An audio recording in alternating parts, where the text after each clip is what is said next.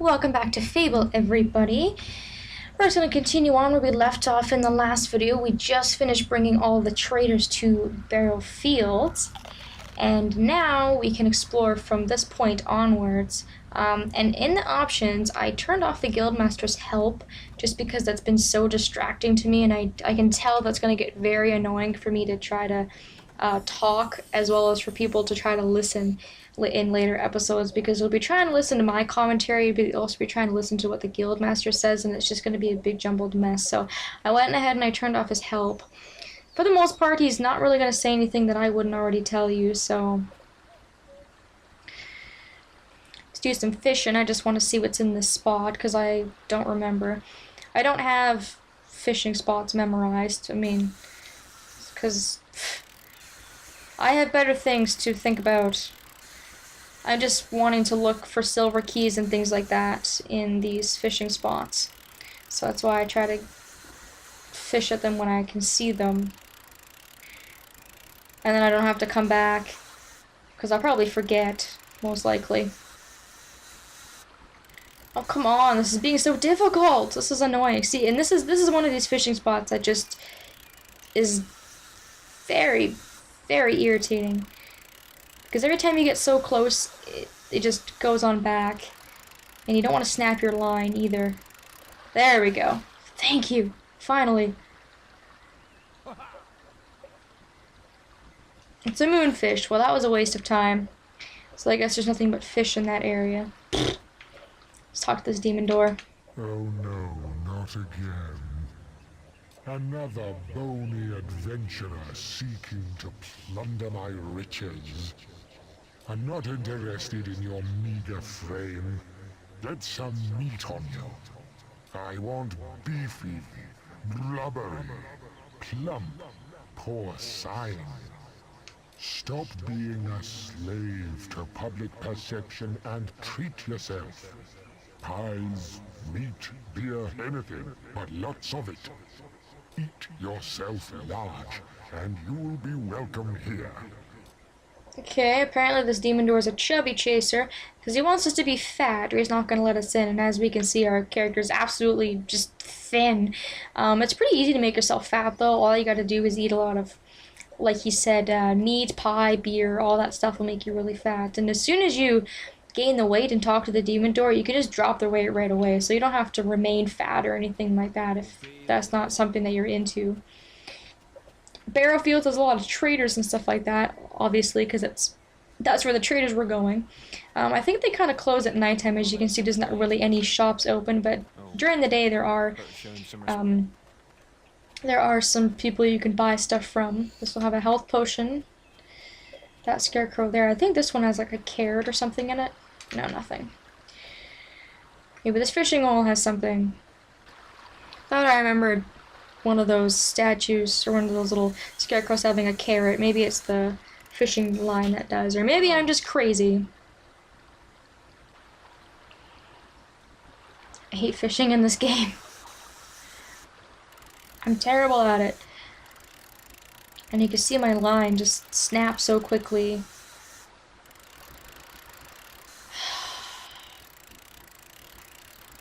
Come on, reel it in! Yes!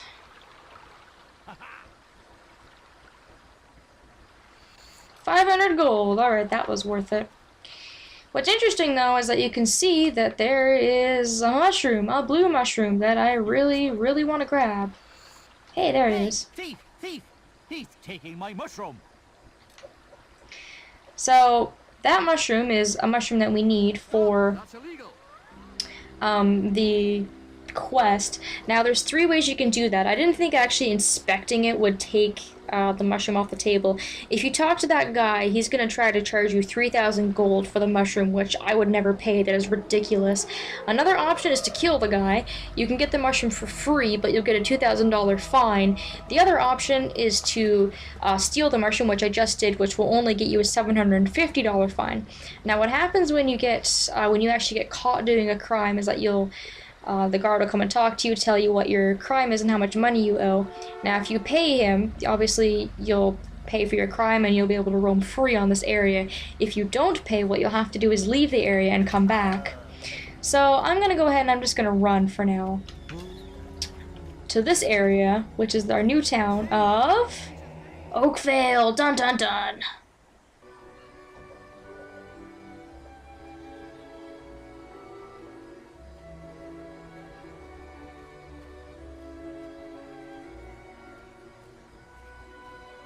It looks exactly the same. It's crazy.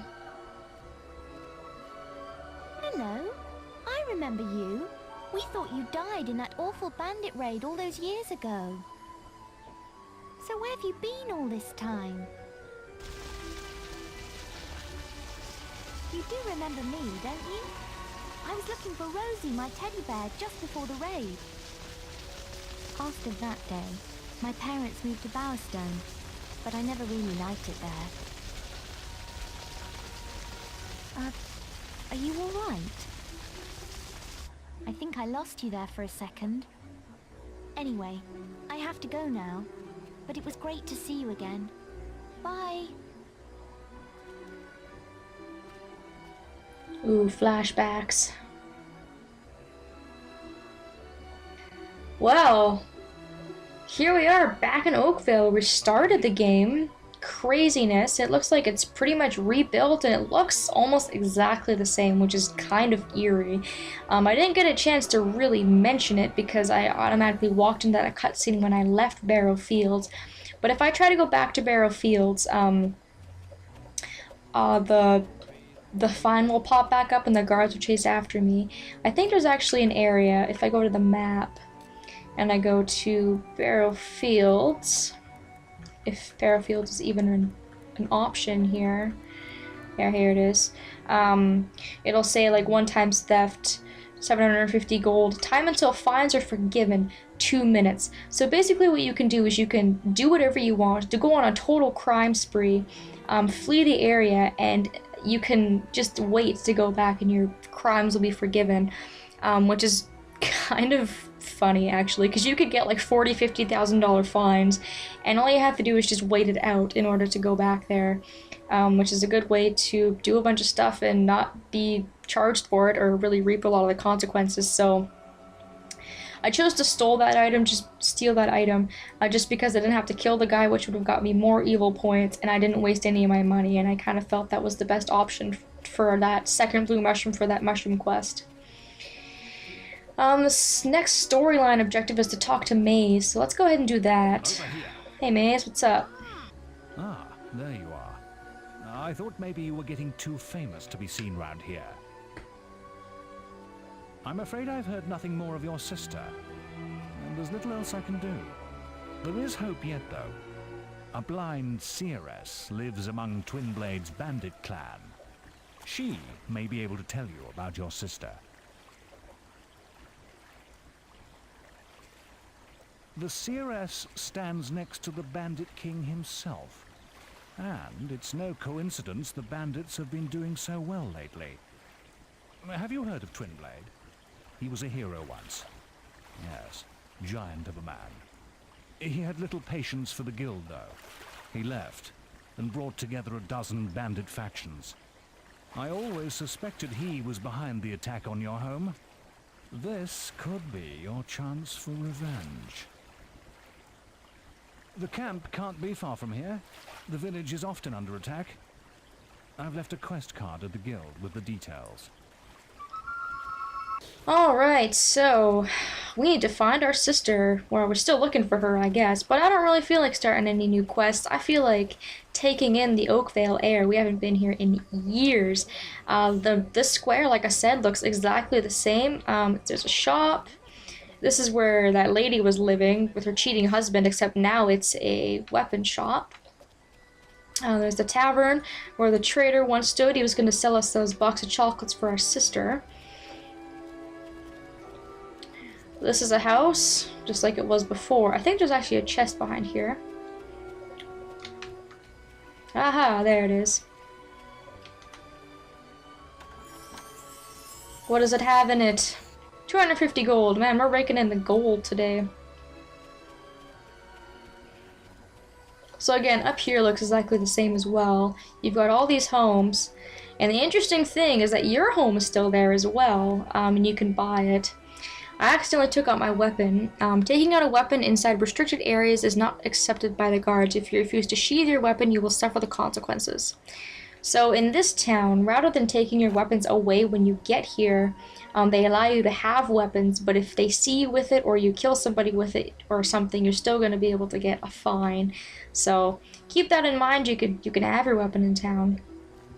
Anyways, completely off track. What I was saying is that your childhood home is here, and you can actually buy it and live in it, which is really cool. I kind of like that they did that with this game, and it's really quite cheap. It's only 5,000 gold, which we don't have right now, but we might come back and buy this just for the sake of doing so. And property is a good way to get a lot of money in this game, so I'm gonna build a big franchise of homes when I am able to do so. As for the rest of Oakvale, over here is the Fighters Guild, which I think we can do since we've done the Bowerstone one, which I might do just because they're here. I'm leader of this fistfighters guild. And it's convenient for me, so... I take it you've already beaten the Bowerstone fighters. It's been a while since we had any new members. If you want to take part, you'll have to pay up. You'll get gold for every round. Yeah, blah blah blah. Same rules as always. So you have to do the Bowerstone Fighters group before you could do this one. So you'll be able to win more money, and these guys are a bit more of a challenge and stuff like that. So, again, not much of a challenge, mind you, I don't think. As you can see, he got some pretty quick hits in on me. I'm being a little bit careless here, it seems. Come on, buddy. Yeah! Kick him right in the face. That's gotta hurt. It's kind of funny, it's a fist fighters game, but yet I can use my feet and I'm not disqualified. I just always find that kind of funny.